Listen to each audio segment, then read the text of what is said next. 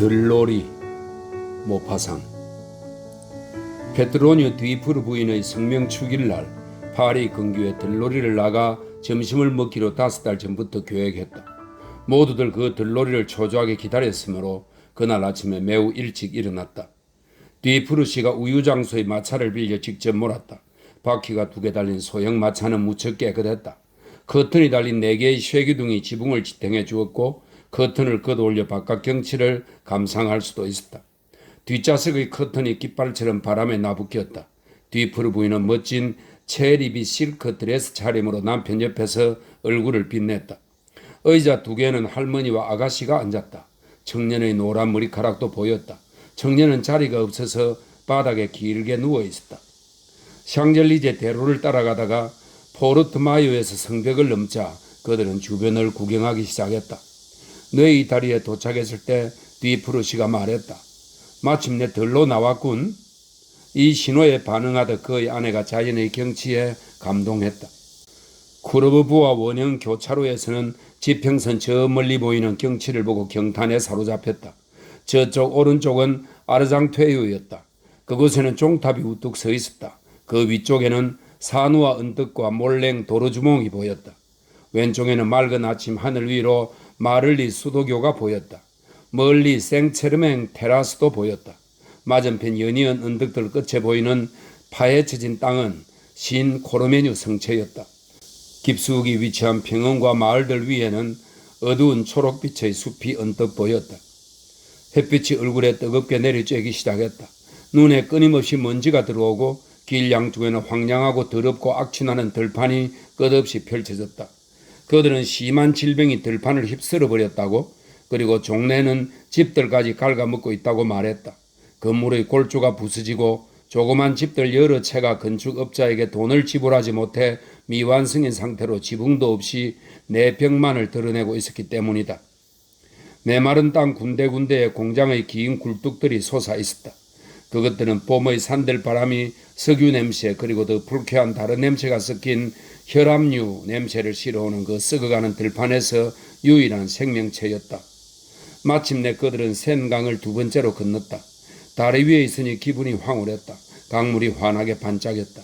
얇게 긴 안개가 햇빛에 흡수되어 하늘로 올라갔고 그들은 감미로운 평온함을 맛보았다. 공장이나 악취나는 하수 처리장의 검은 연기와는 전혀 다른 신선한 공기를 마시고 유익한 원기 회복도 경험했다. 남자 하나가 그 고장의 이름을 대고 지나갔다. 버종이었다. 마차가 멈추어 섰고 디프르 씨가 어느 싸구려 식당의 마음 끄는 간판을 소리내어 읽었다. 풀랭 식당, 생선 요리와 튀김, 모임용 방 구비, 작은 숲과 그네 있음. 자, 디프르 부인 마음에 들어 여기로 결정하겠소. 이번에는 디프르 부인이 읽었다. 풀랭 식당, 생선 요리와 튀김, 모임용 방 구비, 작은 숲과 그네 있음. 디프르 부인은 그 식당을 오랫동안 바라보았다. 길가에 서 있는 하얀 시골 여인숙이었다. 열린 문을 통해 반짝이는 아이언으로 된 카운터가 보였다. 나들이 옷을 입은 노동자 2명이 그 앞에 서 있었다. 마침내 디프르 부인이 마음을 정했다. 그녀가 말했다. 그래요, 괜찮네요. 전망도 좋고요. 키 큰 나무들이 서 있는 넓은 마당 안으로 마차가 들어갔다. 나무들은 여인숙 뒤쪽에 있었고 벌채로가 그 여인숙을 센강과 분리해 주었다. 그들은 마차에서 내렸다. 디프르 씨가 가장 먼저 뛰어내린 다음 팔을 벌려 아내를 받아주었다. 쇠막대 2개로 지탱해 놓은 발판이 발을 딛기에 너무 멀어서 디프르 부인은 한쪽 다리에 스타킹을 드러내야만 했다. 원래 날씬했던 넓적다리가 이제는 늘어진 지방에 뒤덮여 애초의 모습을 잃어가고 있었다. 시골에 나와서 흥이 난 디프르 씨는 아내의 장단지를 세게 꼬집었다. 그런 다음 겨드랑이 밑에 손을 넣어 그녀를 안아서는 커다란 짐꾸러미처럼 땅에 내려놓았다. 그녀는 실크 드레스를 한 손으로 두들겨 먼지를 떨어낸 다음 자기가 서 있는 곳을 바라보았다. 그녀는 36살 가량으로 살이 많이 찌고 한창 무르익었으며 보고 있으면 기분이 좋았다. 지나치게 조인 코르셋 때문에 답답한지 힘들게 숨을 쉬었고 지나치게 큰 가슴은 이중턱이 있는 곳까지 출렁거렸다. 다음으로는 딸이 아버지의 어깨에 한 손을 얹고 가볍게 뛰어내렸다. 노라무리 청년은 마차 바퀴의 한쪽 발을 얹고 내려와 디프르 씨가 할머니를 내려주는 것을 도왔다. 그런 다음에는 마차에서 말을 풀어 나무에 빗걸음했다. 마차를 바로 가까이에 세우고 말을 수레에 매는 막대 2개도 바닥에 놓았다. 남자들은 프로코트의 단추를 풀고 물통에서 손을 씻은 후 벌써 그네에 자리 잡고 있는 여자들과 합류했다. 뒤프로 양에 혼자 서서 그네를 타려고 했지만 그리 높이 도약하지 못했다. 뒤프로 양은 18살에서 20살쯤 된 예쁜 아가씨였다. 남자들이 길에서 마주치면 급작스러운 욕망에 휩싸여 밤까지 막연한 불안감과 관능의 도발에 시달리게 되는 그런 여자들 가운데 하나였다. 그녀는 키가 크고 허리가 날씬하고 엉덩이가 컸다. 피부는 진한 갈색이었고 눈이 매우 컸음에 머리카락은 무척 검었다. 드레스가 그녀의 풍만한 육체를 뚜렷이 드러내 주었고 물러나기 위해 그녀가 허리를 움직이자 몸 윤곽이 더욱 강조되었다. 그녀는 2 팔을 뻗어 머리 위에 그네줄을 잡고 있었다. 그래서 발로 그네를 구를 때마다 가슴이 흔들리지 않고 고추 섰다. 그녀의 모자가 돌풍에 날려 뒤쪽에 떨어졌다. 그네가 위에서 아래로 내려올 때마다 그녀의 섬시한 다리가 무릎까지 드러났고 그녀의 치마는 웃으며 그녀를 보고 있는 2 남자의 얼굴에 포도주 냄새보다 더 자극적인 바람을 끼쳤다. 그네는 차츰 더 추진력을 받았다. 다른 그네에 앉은 뒤프로 부인이 따분한 표정으로 신음하더니 말했다. 시프리엥, 와서 나 좀 밀어줘요. 와서 좀 밀어봐요, 시프리엥. 마침내 그가 작업에 착수하듯 셔츠 소매를 걷어올리고 한껏 힘을 써서 자기 아내를 밀었다. 뒤프로 부인은 그네줄에 억지로 매달린 채 바닥에 닿지 않도록 2 다리를 쭉 펴었다. 그녀는 그네의 왕복 운동이 가져다주는 멍한 기분을 즐기고 있었다. 그녀의 몸이 접시 위에 놓인 젤리처럼 흔들리고 끊임없이 살랑거렸다. 하지만 그네의 움직임이 점점 빨라지자 그녀는 현기증과 공포를 느꼈다. 그네가 아래로 내려갈 때마다 세댄 소리로 비명을 질러대고 고장의 아이들을 모두 모여들게 했다. 그녀 앞쪽 정원 울타리 위에 갖가지 표정으로 웃어젖히는 개구장이들의 얼굴이 흐릿하게 보였다. 하녀 1명이 왔고 그들은 점심 식사를 주문했다. 샌 튀김 하나, 토끼고기 튀김 하나, 샐러드 하나와 디저트. 뒤프로 부인이 그들은 피우며 말했다. 물 2리터와 보르드 포도주 1병도 가져와요. 그녀의 남편이 말했다. 우린 풀밭에서 먹을 거예요. 아가씨가 덧붙였다. 할머니는 여인숙에서 기르는 고양이를 보고 홀딱 반해서 10분 전부터 달콤한 말로 꿰면서 고양이를 열심히 쫓아다녔다.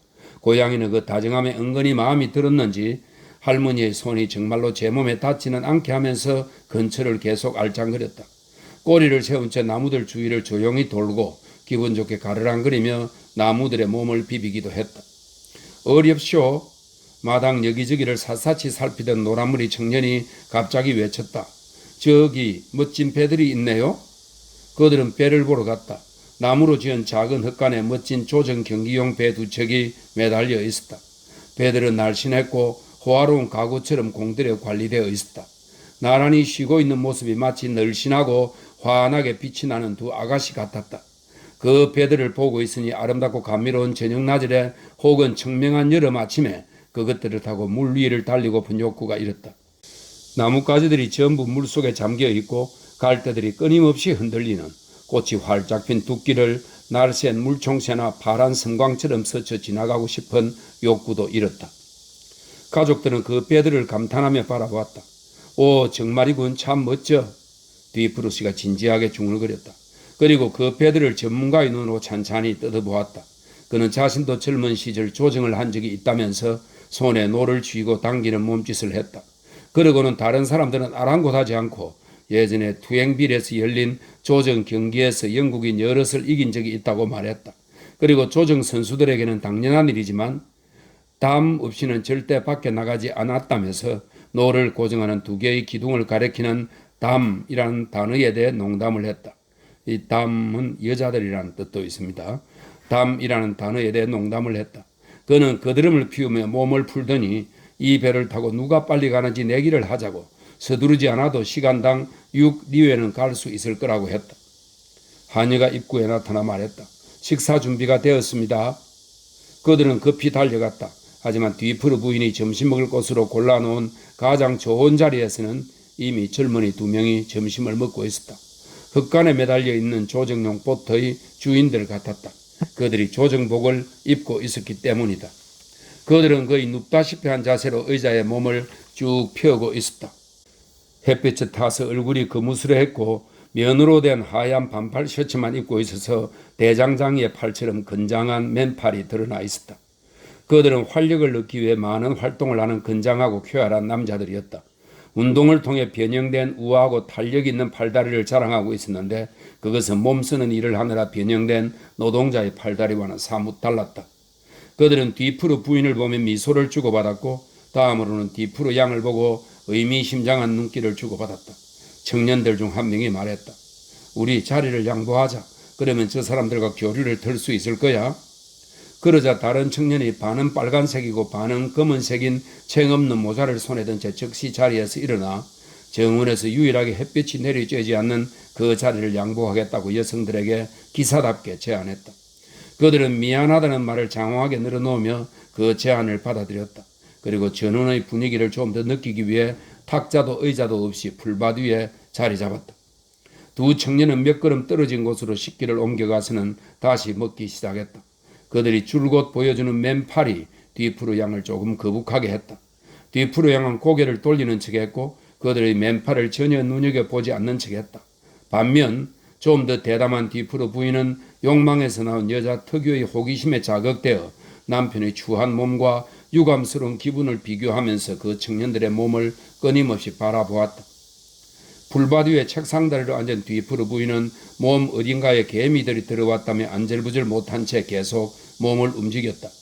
낯선 청년들의 친절한 배려를 무뚝뚝한 표정으로 받아들인 뒤프로 씨는 편안한 자세를 취하려 했지만 성공하지 못했다. 노란머리 청년은 조용히 마치 식인귀처럼 음식을 먹었다. 날씨가 정말 좋네요. 뒤프로 부인의 조정 선수들 중 한 명에게 말을 걸었다. 그들이 자리를 양보해 주었으니 상냥하게 굴고 싶었던 것이다. 청년이 대답했다. 네 부인, 시골에는 자주 나오십니까?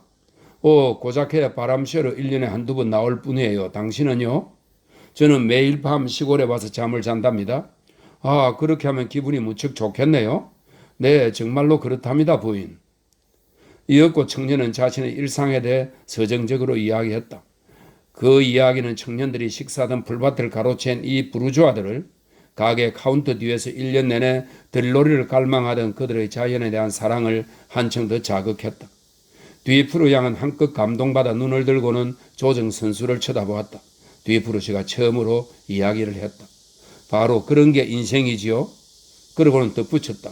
토끼고기 좀 더 들어요 여보. 뒤프로 부인이 대답했다. 고맙지만 괜찮아요 여보. 뒤프로 부인이 다시 청년들 쪽을 돌아보고는 그들의 팔을 가리키며 말했다. 그러고 있으면 춥지 않으세요? 두 청년이 웃음을 터뜨렸다.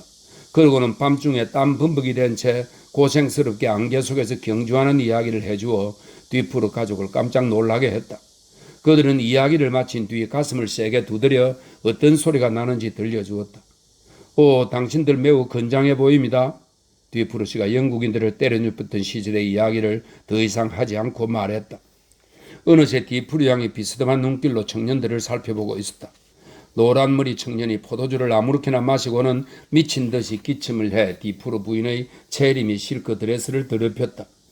뒤프로 부인은 화를 내며 옷에 생긴 얼룩을 씻어내게 물을 가져오라고 했다. 기온이 점점 더 올라갔다. 반짝이는 강물은 뜨거운 화덕 같았고 술 기운이 머리를 몽롱하게 만들었다. 뒤프로 씨가 조끼와 바지 윗부분의 단추를 풀고 격한 딸꾹질을 하며 몸을 흔들었고 그의 아내는 숨이 막히는지 드레스의 후크를 조금씩 풀었다. 여인숙 하인은 즐거운 표정으로 덥수룩한 아마빛 머리털을 흔들며 음료를 연거푸 따랐다. 할머니는 자신이 얼근히 취한 것을 느끼고는 한층 꼿꼿하게 기품 있는 자세를 유지했다. 뒤프로 양은 겉으로 볼 때는 아무렇지도 않았다. 한쪽 눈이 희미하게 빛나고 뺨 부분이 더욱 짙은 장밋빛으로 물들었을 뿐이었다. 식사가 끝나고 커피가 나왔다. 노래 이야기가 나왔고 각자 자신이 좋아하는 노래를 했다. 다른 사람들은 여러와 같이 박수를 쳤다. 이었고 그들은 힘들게 자리에서 일어났고 침착하지 못한 두 여자가 한숨 돌리는 동안 두 남자는 술에 떡이 되어 고개를 방불케 하는 동작을 했다. 마치 빨개진 얼굴로 무겁고 무기력하고 서투르게 고리에 매달렸다가 올라가지는 못하는 모양새였다. 셔츠가 깃발처럼 바람에 나부꼈고 바지가 벗겨질 것 같았다.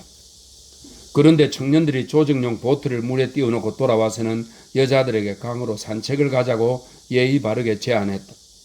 뒤푸릇이 그래도 되죠. 제발 부탁이에요. 뒤푸릇 부인이 외쳤다. 뒤푸릇이는 상황을 이해하지 못한 채 술에 취한 표정으로 그녀를 바라보았다. 그때 청년 한 명이 손에 낚싯대 2개를 들고 다가왔다. 모래무지를 낚고자 하는 희망. 상점 주인들의 이상이 뒤푸릇이의 활기 없던 눈을 환히 밝혔다. 뒤푸릇이는 여자들이 원하는 대로 하도록 허락한 뒤 잠든 노란머리 청년 옆 그늘의 자리를 잡고 강물 위로 다리를 건들거렸다. 청년은 뒤푸릇이와 노란머리 청년을 보살핀 뒤 뒤푸릇 부인을 붙잡아 주었다. 그가 멀어져 가며 외쳤다. 영국인 섬의 작은 숲으로 갈 겁니다. 다른 보트가 천천히 지나갔다.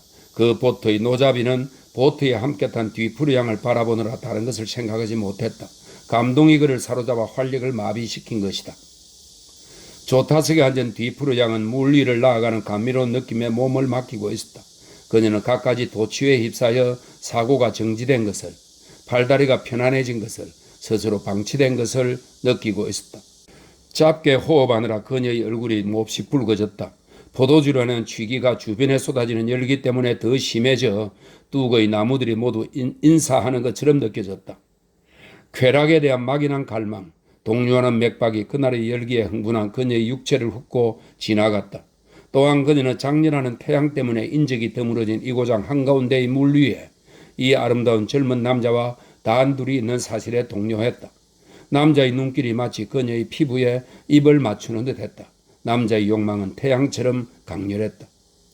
이야기를 하지 못하고 가만히 있는 바람에 그들의 감정이 더욱 정대되었고 그들은 할 일 없이 주변을 바라보았다. 남자가 용기를 내어 그녀에게 이름을 물었다. 앙리에트예요. 그녀가 대답했다. 세상에 내 이름은 앙리인데. 남자가 말했다. 이야기를 하자 한결 진정이 되었다. 그들은 다시 강 기슭에 관심을 두었다. 다른 보트가 멈추어 섰다. 그들을 기다리는 것 같았다. 그 보트에 탄 청년이 외쳤다. 숲에서 만나. 우리는 로뱅송까지 가야 해. 부인께서 목말라 하셔서. 말을 마친 청년은 노를 저어 빠르게 멀어져 갔고 곧 보이지 않게 되었다. 얼마 전부터 희미하게 들려오던 물소리가 차츰 가까워졌다. 그 둔탁한 소리는 강물 깊은 곳에서 전율하듯 올라오는 것 같았다. 이게 무슨 소리예요? 그녀가 물었다. 댐에서 쏟아져 내리는 물줄기가 섬 끝부분에서 강물을 둘로 갈라놓고 있었다. 남자는 어떻게 설명해야 할지 몰랐다. 그때 요란한 물소리 너머 아주 멀리서 새들의 지저귀이 들렸다. 저 소리 좀 들어봐요. 그가 말했다. 밤 꾀꼬리들이 햇빛 속에서 노래를 하네요. 암컷이 알을 품나 봐요. 밤 꾀꼬리 소리를 한 번도 들어본 적이 없던 그녀는 지금 그 소리를 듣고 있다고 생각하니 마음속에 시적인 상냥함이 일어났다. 밤 꾀꼬리. 줄리엣이 발코니에서 연인과의 만남을 기원할 때 그 모습을 지켜본 보이지 않는 정인. 사람들이 입맞춤을 허락하는 그 천상의 노랫소리.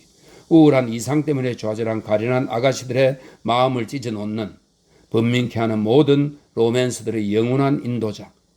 그녀는 바로 그 밤 꾀꼬리 소리를 듣게 된 것이다. 소리 내지 맙시다. 청년이 말했다. 숲으로 내려가면 밤 꾀꼬리와 아주 가까이 앉을 수 있을 거예요. 보트는 미끄러지듯 나아갔다. 섬 위에 나무들이 보였다. 섬 기슭이 매우 낮아서 두터운 덤불 숲에 눈이 가닿았다. 보트가 멈추었다. 청년 앙리가 보트를 메고 앙리에트는 앙리의 팔에 몸을 기댄 채 나무 가지들 사이를 지나갔다. 머리를 숙여요. 앙리가 말했다. 앙리에트는 머리를 숙였다. 두 사람은 그렇게 나무 잎, 갈대가 뒤죽박죽 뒤얽힌 곳으로 청년이 웃으며 내 별실이라고 부르는 보기 드문 은신처 속으로 스며들었다.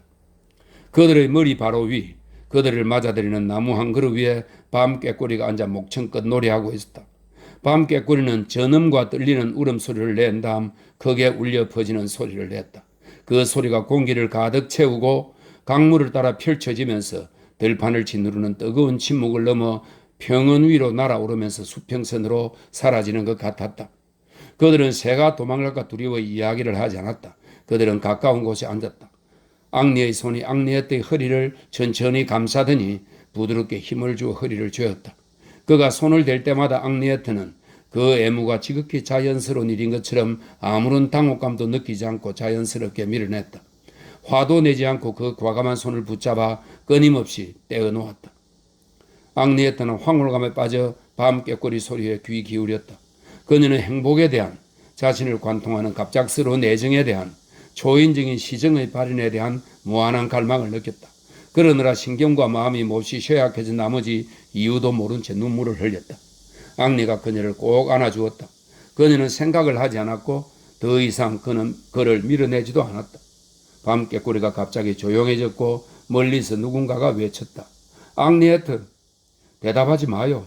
앙리가 나지막한 목소리로 말했다. 대답하면 새가 날아가 버릴 거예요. 그녀 역시 대답할 마음이 별로 없었다. 그들은 얼마 동안 그렇게 머물러 있었다. 뒤프로 부인도 틀림없이 근처 어딘가에 앉아 있었다. 다른 청년이 짓궂게 희롱하는지 그 뚱뚱한 여자의 외침소리가 이따금씩 희미하게 들려왔기 때문이다. 앙리에트는 매우 감미로운 감정에 젖어들어 계속 울었다. 피부가 따뜻해서 벌레들이 물었는지 몸 여기저기가 가볍게 따끔거렸다. 이제 앙리의 머리가 그녀의 어깨 위에 있었다. 갑자기 그가 그녀의 입술에 키스를 했다. 그녀는 격하게 저항했다. 그를 피하기 위해 옆으로 물러났다. 그러나 그가 달려들어 그녀를 온몸으로 덮어버렸다. 그는 자신을 피하는 입술을 오랫동안 쫓아다니다가 마침내 그 입술에 자신의 입술을 갖다 대었다. 이었고 그녀는 엄청난 욕망에 미칠 지경이 되어 가슴에 그를 꽉 끌어안으며 그에게 입맞춤을 돌려주었다. 그녀의 저항은 무거운 중압감에서 해방된 것처럼 완전히 무너져 내렸다. 주변의 모든 것이 고요했다. 밤꾀꼬리가 다시 노래하기 시작했다. 밤꾀꼬리는 일단 사랑의 호소와도 같은 날카로운 세계의 곡절을 지적이었고 그런 다음 잠시 조용하다가 조금 약해진 목소리로 느릿하게 전조를 시작했다. 부드러운 바람 한 줄기가 나무 잎들의 수렁거림을 돋우며 스쳐 지나갔고 나무가지들 속 깊은 곳에서 두 번의 열렬한 한숨이 밤꾀꼬리의 노래소리와 숲의 가벼운 숨결에 섞여 지나갔다. 새는 도취에 사로잡혔는지 불이라도 붙은 것처럼 혹은 열정이 커져가는 것처럼 조금씩 노래의 속도를 높였고 나무 밑에서는 쪽쪽 소리를 내는 입맞춤이 그 소리에 화답했다. 새의 목구멍 속에서는 흥분이 필사적으로 맹위를 떨치고 있었다. 새는 긴 황홀감에 사로잡혔고 아름다운 선율로 경련했다. 이따금 새는 두세 가지의 가벼운 소리만 길게 내면서 조금 휴식을 취하다가 몹시 날카로운 곡절을 내며 갑자기 울음을 거치곤 했다. 혹은 승리의 외침들이 이어지는 격렬한 사랑의 노래처럼 가벼운 떨림과 급격하고 불규칙한 움직임들을 분출하며 미친 듯이 질주하기도 했다. 그러나 새는 아래쪽에서 나는 신음소리를 듣고 입을 다물었다. 그 신음소리는 너무나 깊어서 마치 영혼의 작별 인사로 그를 붙잡는 것 같았다. 그 소리는 한동안 길게 이어졌고 흐느낌 속에서 끝이 났다. 푸른 덤불 침대를 떠나는 그들 두 사람의 얼굴이 몹시 창백했다. 파란 하늘이 그들에게는 어둡게 보였다. 타는 듯한 태양도 그들 눈에는 빛을 잃은 것만 같았다. 그들은 고독과 고요함을 느꼈다. 그들은 이야기를 나누지도 서로의 몸을 만지도 않고 나란히 서서 빠르게 걸어갔다. 마치 그들의 몸 사이에 혐오감이 그들의 영혼 사이에 정오심이 일어난 것처럼 두 사람이 화해할 수 없는 적이 된 것처럼. 앙리에트가 소리를 질렀다. 엄마! 그러자 등불 밑에서 소동이 일었다. 앙리는 하얀 치마가 뒤풀어 부인의 퉁퉁한 장단지비를 빠르게 스치는 모습을 보았다고 믿었다.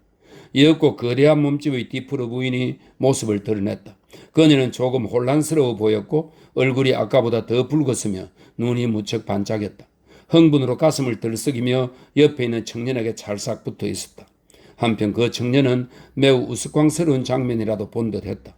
그의 얼굴에 본의 아니게 지나간 갑작스러운 웃음의 흔적이 남아있었기 때문이다.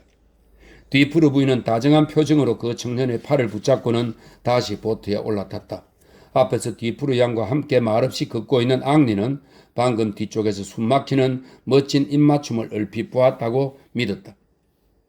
마침내 그들은 버종으로 돌아갔다. 뒤풀어 씨가 술기운에서 깨어나 초조하게 그들을 기다리고 있었다. 노란머리 청년은 요기를 좀 한 후 여인숙을 떠난 뒤였다.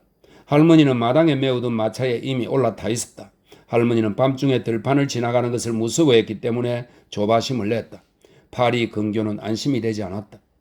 그들은 악수를 나누었다. 그리고 뒤풀어 가족은 떠났다. 또 만나요? 조정 선수들이 외쳤다. 한숨과 눈물이 그들에게 화답했다. 2달 후 앙리는 마르티르 거리를 지나가다가 어느 상점 문 위에 이렇게 쓰여 있는 것을 보았다. 뒤풀어 철물 가게. 그는 가게 안으로 들어갔다. 뚱뚱한 부인이 더 부푼 몸으로 카운터 뒤에 앉아 있었다. 그들은 서로를 적시 알아보았다. 정중하게 인사를 나눈 뒤 앙리가 뒤풀어 가족의 안부를 묻고는 덧붙였다. 앙리에트 양은요? 앙리에트 양은 잘 지냅니까? 아주 잘 지내요. 고마워요. 그 아이는 결혼했답니다. 아, 그가 묘한 감정에 사로잡혀 다시 물었다. 그런데 누구와 결혼했나요? 우리와 함께 갔던 그 젊은이 있잖아요. 당신도 기억나죠? 그 젊은이가 가게를 물려받을 거랍니다. 아, 그렇군요. 그가 매우 슬픈 기분이 되어 가게를 떠나려 할 때 무슨 이유인지 디프로 부인이 그를 다시 부르더니 수줍은 표정으로 물었다. 그런데 당신 친구는요? 그 친구도 잘 지냅니다. 그 젊은이에게 우리 안부를 전해줄 거죠? 이곳을 지나가게 되면 우리를 보러 들러라고 말해줘요. 그러고는 얼굴이 매우 붉어져서는 이렇게 덧붙였다. 그렇게 해주면 정말 기쁠 거예요. 그 젊은이에게 그렇게 전해줘요. 잊지 않고 전하겠습니다. 그럼 안녕히 계십시오. 그래요. 또 봐요. 이듬해 어느 무더운 일요일, 앙리는 그녀와 함께 있었던 그 은신처를 혼자 찾아갔다. 결코 잊지 못할 그날의 일이 세세한 부분까지 너무도 또렷하게 떠올라 그녀가 간절히 그리웠기 때문이다. 그 안으로 들어간 앙리는 아연실색했다. 그녀가 슬픈 표정으로 풀밭 위에 앉아있고 그녀 옆에는 그녀의 남편인 노란머리 청년이 셔츠 바람으로 깊이 잠들어 있었기 때문이다. 그녀는 앙리를 보고 얼굴이 몹시 창백해졌다. 기절이라도 할 것 같았다. 잠시 후 그들은 그들 사이에 아무 일도 없었던 것처럼 자연스럽게 이야기를 나누기 시작했다. 하지만 그가 자신이 이곳을 무척 사랑하며 일요일이면 자주 찾아와서 추억에 잠긴다고 말하자 그녀는 그의 눈을 오랫동안 들여다보다가 이렇게 말했다. 저도 매일 밤 그 생각을 해요. 옆에서 그녀의 남편이 하품을 하며 말했다. 여보, 이제 그만 떠나야 할 시간 같은데?